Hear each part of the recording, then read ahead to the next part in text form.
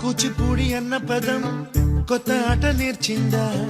పాపలాంటి లేత పదం పాఠశాలగా కూనలమ్మ జానపదం పల్లె దాటి వచ్చిందా చవళిల జానతనం పాట చూపగా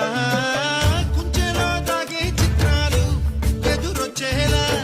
అంతటా ఎన్నో వర్ణాలు మంచులో దాగే చైత్రాలు బదులిచ్చేలా ఇంతలా ఏవో రాగాలు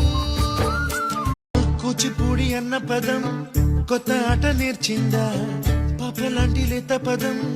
పాఠశాలగా కూనలమ్మ జానపదం